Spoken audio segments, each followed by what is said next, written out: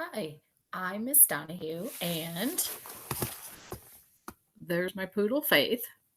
And today we are going to read you chapter 5 from Because of Winn Dixie. So I hope you have your book, you're in a comfortable spot, and ready to enjoy this chapter. Get ready to laugh, it's got some funny parts in it. Winn Dixie couldn't stand to be left alone. We found that out real quick. If me and the preacher went off and left him by himself in the trailer, he pulled all the cushions off the couch and all the toilet paper off the roll. So we started tying him up outside with a rope when we left. That didn't work either. Winn Dixie howled until Samuel, Mrs. Detweiler's dog, started howling too. It was exactly the kind of noise that people in an adult trailer park do not like to hear. He just doesn't want to be left alone, I told the preacher. That's all. Let's take him with us. I couldn't understand why when I could understand the way Winn Dixie felt. Getting left behind probably made his heart feel empty. After a while, the preacher gave in, and everywhere we went, we took Winn Dixie, even to church. The Open Arms Baptist Church of Naomi isn't a regular looking church. The building used to be a Picket Quick store, and when you walk in the front door, the first thing you see is the Picket Quick motto. It's written on the floor in little red tiles that make great big letters that say, pick, pick, pick, quick, quick, quick. The preacher tried painting over those tiles, but the letters wouldn't stay covered up, and so the preacher had just given up and let them be. The other thing about the open arms is that different from other church excuse me. The other thing about the open arms that is different from other churches is there aren't any pews. People bring in their own fold up chairs and lawn chairs, and so sometimes it looks more like a congregation. The congregation is watching a parade or sitting at a barbecue instead of being at church. It's kind of a strange church, and I thought Winn Dixie would fit right in. But the first time we brought Winn Dixie to the open arms, the preacher tied him up outside the front door. Why did we bring him all the way here just to tie him up? I asked the preacher. Because dogs don't belong in church, Opal, the preacher said. That's why. He tied Winn Dixie up to a tree and said how there was lots of shade for him and that ought to work out real good. Well, it didn't. The service started, and there was some singing and some sharing and some praying. And then the preacher started preaching. And he wasn't but 2 or 3 words into his sermon when there was a terrible howl coming from outside. The preacher tried to ignore it. Today, he said, "Arr," said Winn Dixie. "Please," said the preacher. "Arr," said Winn Dixie back. "Friends," said the preacher. "Arr," wailed Winn Dixie. Everyone turned in their lawn chairs and folded up chairs and looked at one another. "Opal," said the preacher. "Arr," said Winn Dixie. Doesn't seem to be bothering her. "Yes, sir," I said. "Go get that dog," he yelled. "Yes, sir," I yelled back. I went outside and untied Winn Dixie and brought him inside. He sat down beside me and smiled up at the preacher. And the preacher couldn't help it.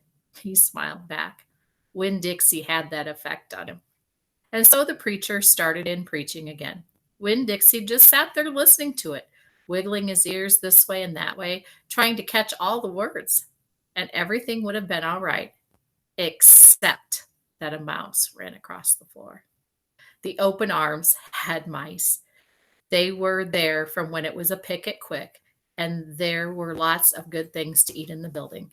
And when the Picket Quick became the Open Arms Baptist Church of Naomi, the mice stayed around to eat all of the leftover crumbs from the potluck suppers. The preacher kept on saying he was going to have to do something about them, but he never did.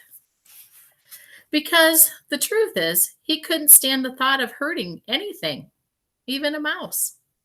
Well, Winn Dixie saw that mouse, and he was up and after him. One minute everything was quiet and serious, And the preacher was going on and on and on. And the next minute, Winn Dixie looked like a furry bullet shooting across the building, chasing that mouse. He was barking, and his feet were skidding all over the polished picket quick floor. And the people were clapping and hollering and pointing. They really went wild when Winn Dixie actually caught the mouse. I have never in my life seen a dog catch a mouse, said Mrs. Nordley. She was sitting next to me. He's a special dog, I told her. I imagine so, she said back. Winn Dixie stood up there in front of the whole church, wagging his tail and holding the mouse real careful in his mouth, holding on to him tight, but not squishing him. I believe that mutt has got some retriever in him, said someone behind me. That's a hunting dog.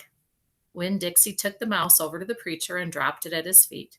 And when the mouse tried to get away, Winn Dixie put his paw right on the mouse's tail.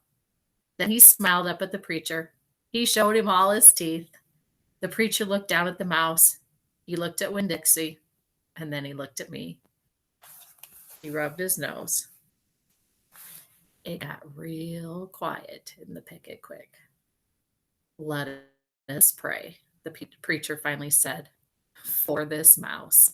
And everyone started laughing and clapping. The preacher picked up the mouse by the tail and walked and threw it out the front door of the picket quick, and everybody applauded again. Then he came back, and we all prayed together. I prayed for my mama. I told God how much she would have enjoyed hearing the story of Winn Dixie catching the mouse. It would have made her laugh. I asked God if maybe I could be the one to tell her that story someday. And then I talked about God, about how I was lonely in Naomi because I didn't know that many kids, only the ones from the church. And there weren't that many kids at the Open Arms, just Dunlap and Stevie Dewberry, two brothers who weren't twins, but they looked like they were, and Amanda Wilkinson, whose face was always pinched up like she was smelling something really bad, and Sweetie Pie Thomas, who was only 5 and still mostly a baby. And none of them wanted to be my friend anyway, because they probably thought I'd tell on them to the preacher for every little thing they did wrong, and then they would get in trouble with God and their parents. So I told God that I was lonely, even having Winn Dixie. And finally, I prayed for the mouse, like the preacher suggested. I prayed that he didn't get hurt when he went flying out the door of the Open Arms Baptist Church of Naomi. I prayed that he landed on a nice, soft patch of grass. Thanks for sharing today, friends.